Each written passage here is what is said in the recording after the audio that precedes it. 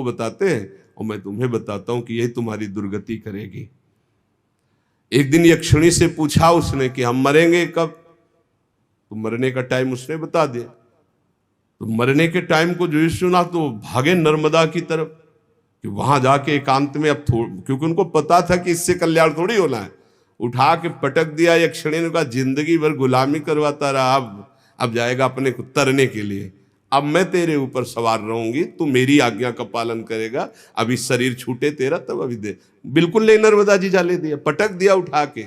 तो कह रहे हैं ये जो भूत प्रेतों की उपासना करते मिलता जुलता स्वभाव है, उनकी गति भी ऐसी ही हो जाती है। पितृभूत प्रजेशादीन श्रेय ऐश्वर्य प्रजेप शवा, जो रुपये की कामना से, संतान की कामना से, नाना प्रकार की भोग कामना से, ये सब बहुत सावधान जीवन भगवान की प्राप्ति के लिए है। वेदों का तात्पर्य श्री कृष्ण में है, यज्ञों का उद्देश्य श्री कृष्ण है, योग श्री कृष्ण है, समस्त कर्मों की समाप्ति श्री कृष्ण में है। ज्ञान से ब्रह्म स्वरूप श्री कृष्ण को ही जाना जाता है, तपस्या से श्री कृष्ण की प्रसन्नता प्राप्त की जाती है, धर्मानुष्ठान से श्री कृष्ण को ही रिझाया जाता है। सब साधनों की गतियां श्री कृष्ण में ही समा जाती है। वासुदेव परा वेदा, वासुदेव परा मखा, वासुदेव परा योगा, वासुदेव परा क्रिया, वासुदेव परम ज्ञानम, वासुदेव परम तपा, वासुदेव परो धर्मो, वासुदेव परागति। इसलिए अन्यत्र दृष्टि मत दो, अपने मन को घसीट कर सर्वलोक महेश्वर जिन्हें परमात्मा कहा गया, ब्रह्म कहा गया, भगवान कहा गया, उन श्री कृष्ण में चित्त को लगाओ। भगवान के द्वारा ही ये सृष्टि की रचना हुई है, इसका पालन होता है, इसका लय होता है, वो विभिन्न रूप धारण किए हुए वही हैं। श्री श्रुति जी कहते हैं सृष्टि के प्रारंभ में कोई तारीख नहीं लिखी है कब किस दिन से प्रारंभ हुई। ये ऐसी अनिर्वचनीय माया है कि इसकी कुछ तारीखें नहीं होती। कब आप शिशु से बाल्यावस्था से कुमारावस्था, कुमारावस्था से जवान और जवानी से बुढ़ापा, तिथि तारीख ऐसा किसी को आज तक, चाहे जो कोई हो, बकवास भले लिख ले लेकिन किसी को पता नहीं, क्योंकि अनिर्वचनीय है। भगवान का जैसे स्वरूप ऐसे माया का भी स्वरूप है। तो सृष्टि के आदि में कब हुई, तारीख, संवत्सर, दिन कुछ नहीं, अनिर्वचनीय। भगवान ने अपने आप से अपने आप के लोकों के निर्माण की इच्छा की। जो ही इच्छा हुई तो महातत्वादि निष्पन्न 10 इंद्रियां, एक मन, 5 भूत, ये 16 कलाएं प्रकट हो गई। 5 कर्मेंद्री, 5 ज्ञानेंद्री, 10 इंद्रियां, एक मन, वही अंतःकरण चतुष्टय कहा जाता है। निश्चय के कारण बुद्धि, चिंतन के कारण चित्त, क्रिया स्वीकृति के कारण अहंकार, वस्तुतः एक मन ही अंतःकरण है। और 5 भूत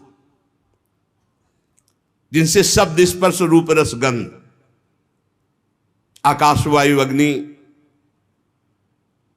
जल, पृथ्वी, ये भगवान ही बन गए। जे ही इच्छा की तो महातत्व आदि से निष्पन्न पुरुष रूप ग्रहण किया। 10 इंद्रियां, एक मन, वही अंतःकरण चतुष्टय, और 5 भूत, 5 ज्ञानेंद्रियां, 5 कर्मेंद्रियां, अंतःकरण चतुष्टय, पंचभूत और उनकी तन मात्राएं, शब्द, स्पर्श, रूप, रस, गंध, आप ही बन गए। ये आप ही बले हैं, सब आप ही बले हैं। तभी संशय नहीं होगा जब ये बात आप सुन करके स्वीकार करेंगे। उन्होंने जब शब्द, स्पर्श, रूप, रस, गंध के मूल पंचभूत तो उनमें जल भी है, अब वो जल में शयन करने लगे। योग निद्रा का विस्तार कर लिया। कुछ समय बाद उनकी नाभि से वही इच्छा जो मैं बहुत रूपों में हूं, वो एक कमल बनकर के प्रकट हुई। पहले 5 कर्मेंद्रियां, 5 ज्ञानेंद्रियां, अंतःकरण चतुष्टय, 5 महाभूत और 5 तन मात्राएं। अब जल में शयन किया और कुछ समय बाद उनकी नाभि से कमल प्रकट हुआ। और उस कमल में जो प्रकट हुए प्रजापतियों के अधिपति भगवान ब्रह्मा जी प्रकट हुए। चारों तरफ देखा, 4 मुख,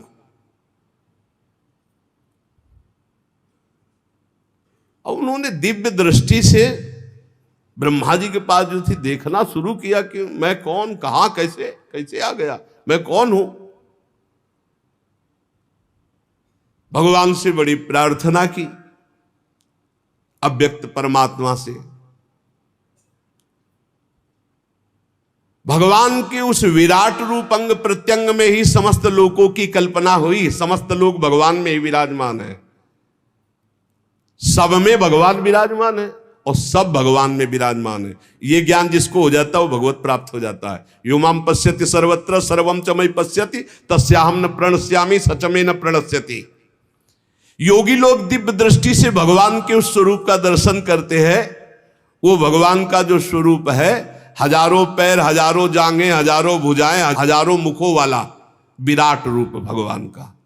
शास्त्र शीर्षा पुरुखा सहस्राक्ष सहस्रपाद, जो भगवान का स्वरूप है, हजारों पैर वाला, हजारों जांघों वाला, हजारों भुजाओं वाला, हजारों मुखों वाला, हजारों सिर, हजारों कान, हजारों आंखें, हजारों नासिका, हजारों मुकुट, वस्त्र, कुंडल, आभूषण, सब यही भगवान का विराट रूप है। इसी से अनेक अवतारों का प्रादुर्भाव होता है। ये छोटे छोटे अंश से देवता, पशु, पक्षी, मनुष्य आदि योनियों की सृष्टि, ये सब इसी से विराट पुरुष से हुई है। तो सबसे पहले कौमार सर्ग में सनक, सनंदन, सनातन, सनत कुमार, सबसे पहले कमल, कमल से ब्रह्मा, और फिर ब्रह्मा जी ने जो पहली सृष्टि की तो सबसे पहले इस सृष्टि में प्रकट हुए सनक, सनंदन, सनातन, सनत कुमार। ये चारों ब्रह्म ऋषि जब अवतार लिए तो सृष्टि रचना से बिल्कुल अलग, नियम प्रकट होते हुए अखंड ब्रह्मचर्य, अखंड ब्रह्मचर्य, निरंतर हरिस्तरणम हरिस्तरणम हरिस्तरणम, उदासीन जगत से। दूसरी बार इस संसार कल्याण के लिए समस्त यज्ञों के स्वामी उन भगवान ने जो रसातल में पृथ्वी विराजमान थी उसको लाने के लिए वाराह अवतार धारण किया। ऋषियों की सृष्टि में देवर्षि नारद के रूप में तीसरा अवतार धारण किया। शाश्वत तंत्र का, जिन्हें नारद पंचरात्र कहते हैं, उपदेश किया। उसमें कर्मों के द्वारा किस प्रकार कर्म बंधन से मुक्ति मिलती इसका वर्णन है। फिर धर्मपत्नी मूर्ति के गर्भ से नर नारायण के रूप में भगवान ने चौथा अवतार लिया। इस अवतार में उन्होंने ऋषि बनकर मन और इंद्रियों का सर्वथा संयम करके, जो तपस्या करना बड़ा कठिन है, उस तप को किया। पांचवें अवतार में भगवान ने सिद्धों के स्वामी कपिल के रूप में अवतार लिया। तत्वों का निर्णय करने वाले सांख्य शास्त्र का, जो समय के फेर से लुप्त हो गया था, आसुरी नामक ब्राह्मण को उपदेश किया। ये भगवान अपने स्वरूप को सृष्टि में कितने रूपों में प्रकाशित किए, ये वर्णन। सबसे पहले भगवान 5 ज्ञानेन्द्रिय, 5 कर्मेंद्रिय, अंतःकरण, चतुष्टय, पंच महाभूत और पंच तन्मात्रा। फिर भगवान नाभि कमल, ब्रह्मा जी, फिर सनक, सनंदन, सनातन, सनत कुमार, फिर भगवान वाराह रूप, फिर देवर्षि नारद रूप, फिर नर नारायण रूप, फिर कपिल रूप। अनुसुईया के वर मांगने पर छठे अवतार में अत्रि की संतान दत्तात्रेय के रूप में भगवान प्रकट हुए। इस अवतार में उन्होंने अलर्क और प्रहलाद आदि को ब्रह्म ज्ञान का उपदेश किया।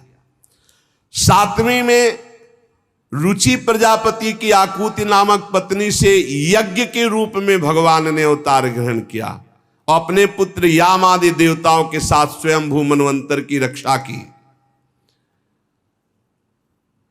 राजा नाभ की पत्नी मेरु देवी के गर्भ से ऋषभ भगवान के रूप में अवतार हुआ, जिनके पुत्र भरत जी, जो जड़ भरत जी कहलाए गए।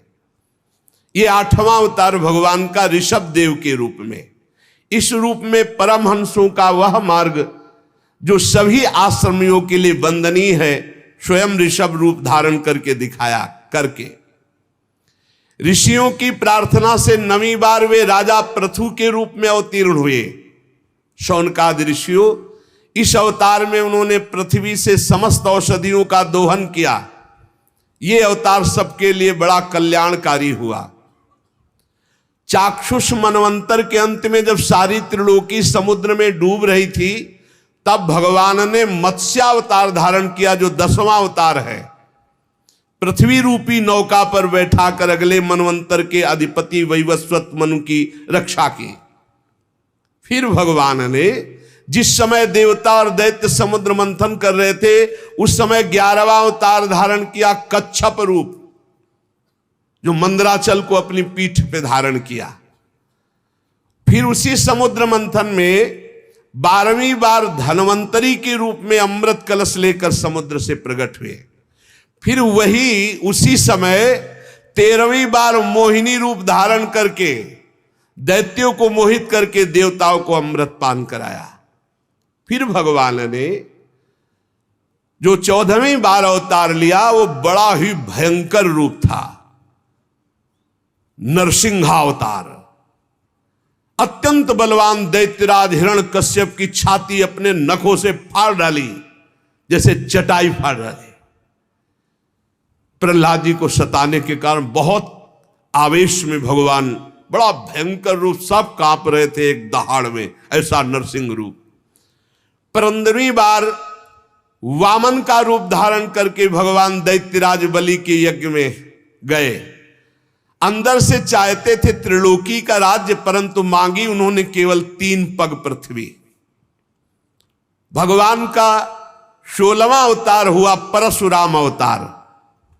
जब देखा कि ये दुष्ट स्वभाव वाले राजा लोग धर्मद्रोही है, मनमानी आचरण कर रहे, तब क्रोधित होकर 21 बार इन धर्म विरोधी स्वभाव वालों का विनाश किया। 21 बार। इसके बाद 17वें अवतार में सत्यवती के गर्भ से पराशर जी के द्वारा वे श्री कृष्ण द्वैपायन भगवान व्यासदेव जी के रूप में अवतीर्ण हुए। उस समय लोगों की समझ और धारणा शक्ति कम देखकर आपने वेद रूप वृक्ष की कई शाखाएं बना दी।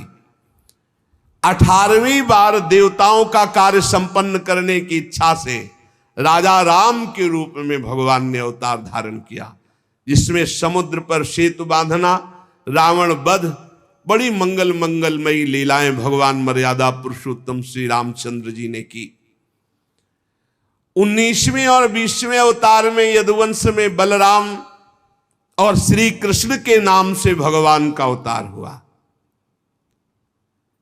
इसके बाद कलयुग आ जाने पर मगध देश बिहार में देवताओं के द्वेषी दैत्यों को मोहित करने के लिए अजन के पुत्र रूप में भगवान का बुद्धावतार।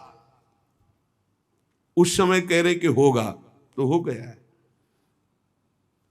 इसके भी बहुत पीछे बाद, जब बिल्कुल कलयुग का अंत होना होगा, जब सब लुटेरे हो जाएंगे, कोई किसी का रक्षक नहीं, सब मतवादी आचरण, तो विष्णु यश नामक ब्राह्मण के घर कल्कि के रूप में भगवान अवतीर्ण होंगे। यहां 22 अवतारों की गणना की गई, परंतु भगवान के 24 अवतार प्रसिद्ध हैं। कुछ विद्वान 24 की संख्या यूं पूर्ण करते हैं। रामकृष्ण के अतिरिक्त 20 अवतार तो उपयुक्त हैं ही, शेष 4 अवतार भगवान श्री कृष्ण के ही अंश हैं। स्वयं श्री कृष्ण तो पूर्ण परमेश्वर हैं, वे अवतार नहीं अवतारी हैं, अतः श्री कृष्ण को अवतारों की गणना में नहीं गिनते। उनके 4 अंश, एक तो केश का अवतार, दूसरा सुतपा तथा प्रश्नि पर कृपा करने वाला अवतार, तीसरा संकर्षण और चौथा परब्रह्म। इन चारों अवतारों से विशिष्ट 5वें साक्षात भगवान वासुदेव। दूसरे विद्वान ऐसा मानते हैं कि 22 अवतार तो प्रयुक्त हैं। इनके अतिरिक्त 2 अवतार और हैं, हंसावतार और हयग्रीव अवतार। ऐसे भगवान के 24 अवतार होते हैं। शौनकादि ऋषियों, जैसे अगाध सरोवर से हजारों छोटे छोटे धाराएं निकलती है, वैसे ही भगवान श्री हरि के असंख्य अवतार और होते हैं, जिनका वर्णन नहीं, असंख्य। वो अपने भक्त के लिए कभी कोई अवतार धारण कर सकते हैं। जैसे द्रौपदी के लिए चीर अवतार धारण किया, कहां लिखा है? द्रौपदी के लिए चीर अवतार तो 24 में थोड़ी है। बोले असंख्य अवतार, जब जरूरत पड़े भक्त के लिए तब वो तुरंत अवतार धारण करते हैं, अंतर ध्यान हो जाते हैं। जैसे अगाध सरोवर से छोटे छोटे बहुत सी धाराएं निकलती हैं, ऐसे भगवान श्री हरि के असंख्य अवतार हैं। ऋषि, मनु, देवता, प्रजापति, मनु पुत्र और जितने भी महान शक्तिशाली वे सब के सब भगवान के ही अंश हैं। ये सब अवतार तो भगवान के अंशावतार अथवा कलावतार है, परंतु भगवान श्री कृष्ण तो स्वयं भगवान अवतारी हैं, सबके अवतारी हैं। जब लोग दैत्यों के अत्याचार से व्याकुल हो उठते हैं, तब युग युग में अनेक रूप धारण करके भगवान उनकी रक्षा करते हैं। भगवान के दिव्य जन्मों की एक कथा अत्यंत गोपनीय रहस्यमयी है। जो मनुष्य एकाग्र चित्त से नियम पूर्वक प्रातः काल या सायंकाल इस कथा को सुनेगा, उस समस्त दुखों और पापों से छूट जाएगा। प्राकृत स्वरूप रहित चिन्मय भगवान का जो स्थूल जगदाकार रूप है, ये जगदाकार रूप भगवान ही है। ये उनकी माया के महत्त्वादि गुणों से भगवान में ही कल्पित है। जैसे बादल वायु के आश्रय रहते हैं, धूसरपना धूल में होता है, परंतु अल्प बुद्धि मनुष्य बादलों को आकाश में और धूसरपने का वायु में आरोप करते हैं। ऐसे ही अविवेकी पुरुष सबके साक्षी आत्मा में स्थूल दृश्य रूप जगत का आरोप करते हैं। इस स्थूल रूप से परे भगवान का एक सूक्ष्म अव्यक्त रूप है, जो ना तो स्थूल की तरह आकार आदि गुणों वाला है और न देखने में आता है न सुनने में आता है। वो सूक्ष्म से सूक्ष्म है।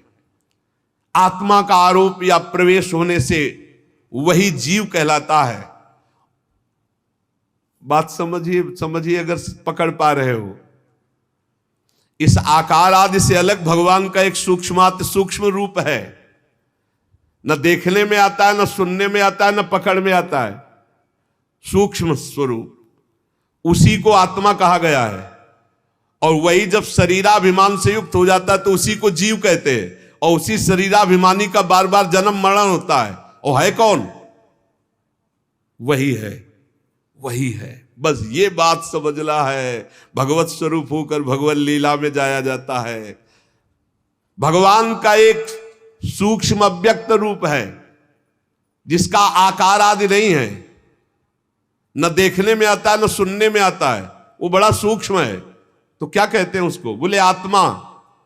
और जब वही आत्मा अपने स्वरूप को भूलकर देह भाव में आ जाती तो उसे कहते हैं जीव।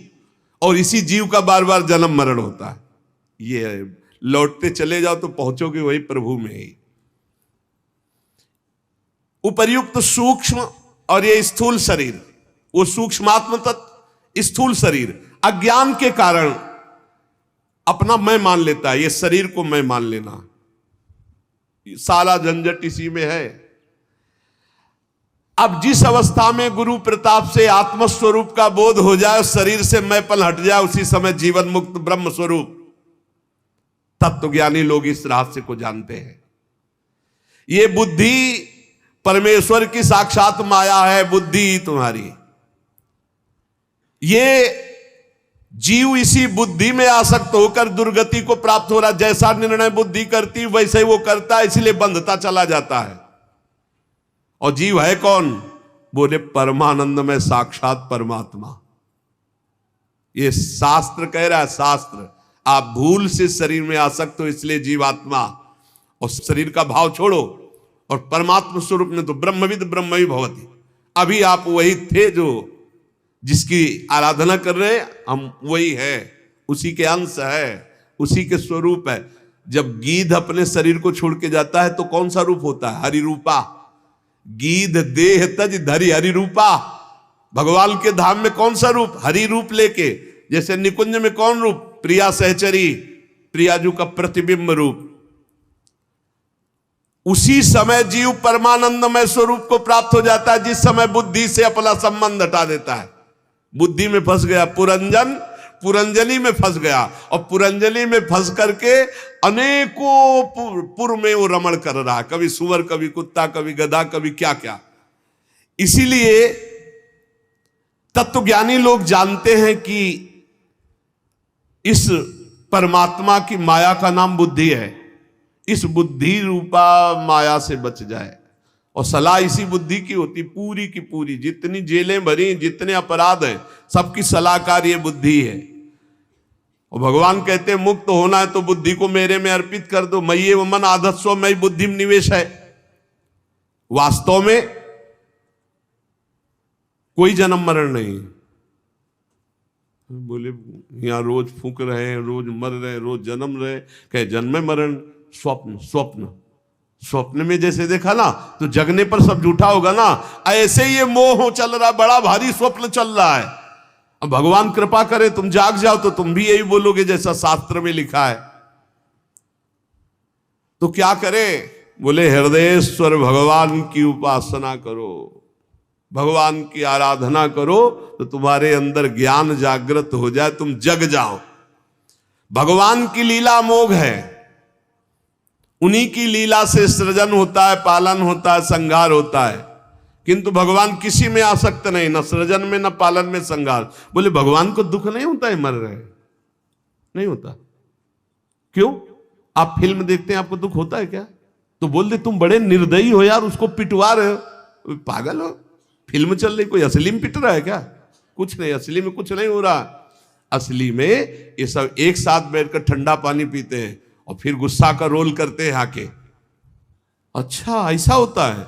बोले ऐसा है, कोई असली में कुछ नहीं हो रहा है, बस असली में यहां कुछ हो रहे हैं। जगत नाटक वही भवा, वहां तो कम से कम 2-4 रोल वाले हैं। एक हीरो है, एक हीरोइन है, और एक बिलियन, क्या कहते हैं, बिलियन, हाँ वही वो खलनायक है, और बड़े। और यहां एक ही सब कुछ बोला हुआ है। यहां पर्दा भी वही है, नाटक मंच भी वही है, डायरेक्टर भी वही है, और पात्र भी वही है, और दर्शक भी वही। कमाल का ये रहस्य रघुनाथ कर बेगिल जाले कोई, और जो जाले रघुपति कृपा तो सपने मोह न होए। तो बोले भगवान को दुख नहीं होता? बोले नहीं होता। कैसे? जैसे तुम नाटक फिल्म में देखते हो, ये सब आग लग गई, सब नष्ट हो गया, सब मर गया, तो आपको बाद में आंसू पोंछते निकलते हो क्या? नहीं, हंसते निकलते हो। कोई पूछे इतना जोर का वहां काट मार मची, अरे यार नाटक चल रहा था, तो जगन नाटक वही भवा। वहां तो दूसरे के द्वारा नाटक चल रहा था, यहां तो अपने आप से अपने आप में खेल रहा है। वो अपने आप से अपने आप का सृजन कर रहा है, अपने आप से अपने आप का पालन कर रहा है, अपने आप से अपने आप का संहार कर रहा है। बिल्कुल उसको दुख नहीं। बोले हमें तो बहुत दुख हो रहा है। जैसे स्वप्न में तुम्हें थप्पड़ियाए जाओ तो दुख नहीं होगा, तो जगने पर बताओ कितने थप्पड़ लगे थे, तो हंसी केवल आएगी कि नहीं आएगी? कहा जाए लाओ मलहम लगाना, स्वप्न में बहुत पिटाई हुई थी। पागल हो क्या? वो स्वप्न था, वो स्वप्न था। तो जेहि जाने जग जाए हेराई। जिस तत्व के जान लेने के बाद ये संसार खो जाता है। कैसे? जागे जथा स्वप्न भ्रम जाई। जो जगले पर स्वप्न का महत्व खत्म, ऐसे जागृत होने पर सृष्टि रचना पालन संहार ये सब खत्म। एक वासुदेवा सर्वमित समहात्मा सुदुर्लभा। वही वासुदेव भगवान विराजमान है। ना कोई जन्मना, ना कोई मरना, ना कोई बढ़ना, ना कोई घटना, ये सब स्वप्न। उमा कहूं मैं अनुभव अपना, सत हरि भजन जगत सब सपना।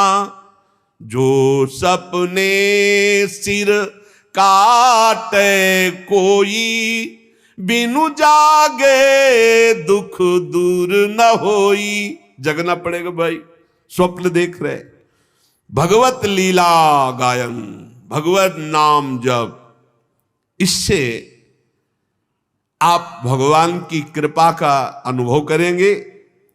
तब आप समझ पाएंगे कि भगवान की करामात क्या है। ये करामात बड़ा भारी जादूगर, अपने आप से अपने आप में सब जादू। कैसा रूप, कितना जादूगर।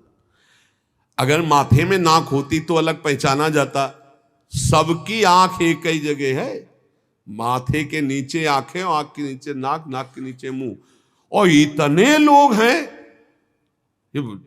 जैसे स्टेशन में है या कहीं बहुत कथा प्रसंग जहां लाखों की भीड़, तो लोग सब पहचाने जाते, अमुक अमुक अमुक। कैसा ब्रह्मा जी के पास छापा खाना है, सब अलग अलग। देखो ना, रंगीली शरण, विशाखा शरण, अमुक शरण, अमुक शरण, सबके ये हो कि भाई थोड़ा अंतर है कि किसी के नाक यहाँ है, किसी के यहाँ नाक यहाँ है, किसी के नाक यहाँ है, तो पहचान सबको वैसे, और सब अलग अलग पहचाने जाते, और सब में एक ही है, और एक ही सब बना हुआ है। बड़ा विचित्र खेल है। इसीलिए भजन करो, नाम जप, भगवान का लीला चरित्र गायन श्रवण, और इसी जन्म में हम भगवत प्राप्त हो जाएं। भगवान के नाम में बड़ी ताकत है, भगवान की लीला चरित्र गायन श्रवण में बड़ी ताकत। दो बातें तो जीवन बना लो। सेवक जी महाराज कह रहे हैं, सेवक शरण सदा रहे, अनत नहीं विश्राम, कै वाणी हरिवंश की कै हरिवंश है। या हम भगवत चर्चा कर रहे हैं, या सुन रहे हैं, या नाम जप कर रहे हैं। बाहरी शरीर से जो भी क्रियाएं, नौकरी, व्यापार, किसानी, सब भगवत गुणगान, भगवान नाम जप, सीधे भगवत प्राप्ति। ने तो बड़ा भारी जादू फैला है, बड़ा जादू, बड़ा जादू। अरे पूरी जिंदगी 10-10 साल, 50-50 साल, 60-60 साल के कोई है, सब निकल गई। बोले कितने साल के? बोले 35-50 है क्या तुम्हारे पास? बोले वही लालसा की भोग के सुखी हो जाऊं, कुछ इकट्ठा कर लूं कुछ। और बनते बनते बिगड़ गए और दब गए, राख बन के दब गए, पता नहीं फिर आगे जन्म। सावधान, बड़ा जादू का तमाशा है, बहुत जादू है भगवान की माया में। ऐसा जादू डाला कि पूरा जिंदगी निकला जा रहा है, होश ही में नहीं आ रहे, होश ही में नहीं आ रहा। है कौन, हमारा लक्ष्य क्या है? बस यही दिखा है, लड़का बच्चा, रुपया पैसा, कमाओ खाओ, मौज मस्ती। अंदर से खोखला, ऊपर से मढ़ने से कुछ नहीं होगा। सच्चिदानंद भगवान का नाम, लीलाओं का गायन, ये तुम्हें असली सौंदर्य प्रदान करेगा। असली सौंदर्य भगवत स्वरूप होकर भगवान के धाम में जाना। ये बाहरी से कुछ नहीं होने वाला।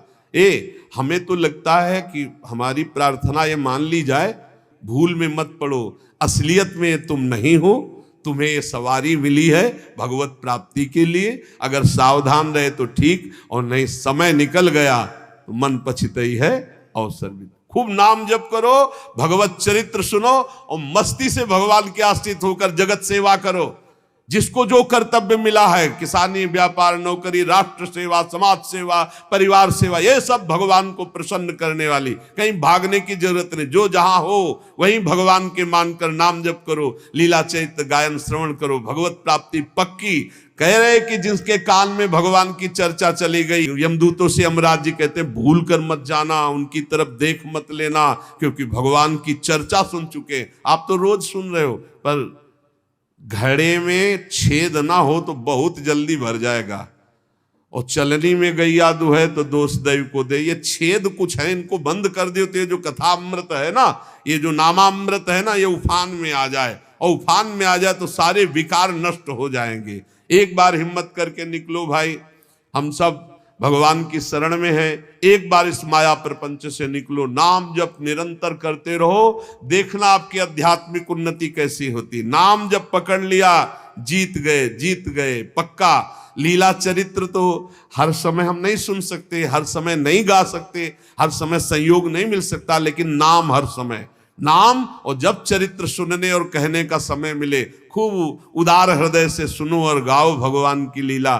तव कथा अमृतम तप्त जीवन, ये हृदय को बड़ा आनंद प्रदान करने वाली, मोहमल का नाश करने वाली, भगवान की सर्व पापों का नाश करके परम पद प्रदान करने वाली है। धुंधकारी जैसा पापी 7 दिन में भगवान के परम पद का अधिकारी हो गया। और आप धाम में बैठ करके रोज चर्चा सुन रहे हैं, अब आपको संशय है क्या?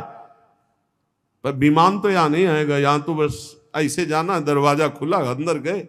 यहाँ विमान नहीं आएगा, विमान की आशा में मत रहना, यहाँ विमान नहीं आएगा। तो वृंदावन धाम है, बस ये वर्दी छूटी, पोशाक दूसरी मिली और श्री जी के पास चले गए। यहीं तो जाना है, यहीं पास ही में है, बस दरवाजा खुलना है। दरवाजा खुला, दिव्य वृंदावन चल सकी।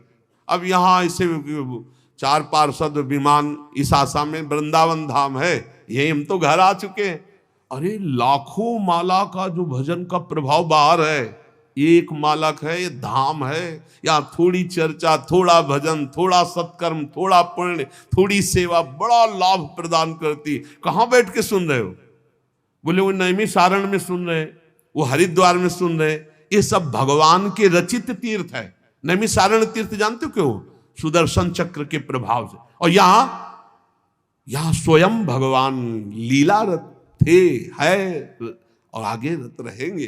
प्रिया प्रीतम का घर है ये, बस ट्रांसफर हो गया, शरीर ये छूटा और निकुंज की पोशाक मिलेगी। चल सखी प्रियाजू के पास। अनंत जन्मों की सच्ची मानिए हम भूल गए, जैसे पिछले जन्म में हमारे कौन माता पिता थे पता नहीं ना, बिल्कुल पता नहीं। ऐसे हमारे असली परिवार के जन हैं प्रिया प्रीतम।